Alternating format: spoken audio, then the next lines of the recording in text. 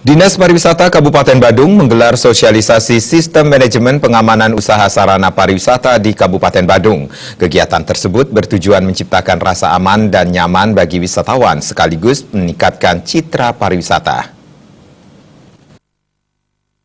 Sosialisasi sistem manajemen pengamanan usaha sarana pariwisata di Kabupaten Badung diikuti 192 peserta yang merupakan pengelola usaha pariwisata di Kabupaten Badung. Sosialisasi dibuka secara resmi oleh Kabid Sumber Daya Pariwisata Dinas Pariwisata Kabupaten Badung, Nyoman Suardana. Sosialisasi ini merupakan amanat Peraturan Menteri Pariwisata dan Peraturan Bupati Badung dalam rangka menyediakan sistem keamanan untuk menciptakan rasa aman dan nyaman bagi wisatawan di setiap usaha pariwisata di Kabupaten Badung. Sistem manajemen pengamanan usaha sarana pariwisata bertujuan menciptakan sistem pengamanan di tempat kerja dengan melibatkan unsur manajemen, tenaga kerja, kondisi dan lingkungan kerja yang secara profesional dan terintegrasi untuk mencegah dan mengurangi kerugian akibat ancaman, gangguan, atau bencana dan mewujudkan tempat kerja yang aman dan nyaman.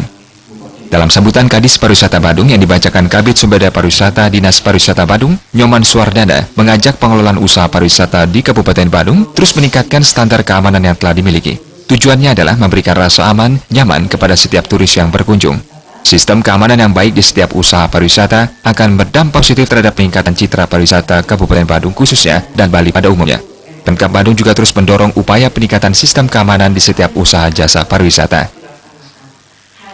Kita laksanakan diawali dengan diadakan sosialisasi di kelas 1 hari, kemudian dilanjutkan dengan survei ke lapangan untuk mengecek kelengkapan dari usaha pariwisata itu terkait dengan standar keamanan yang memenuhi standar keamanan yang kita tetapkan, tentukan.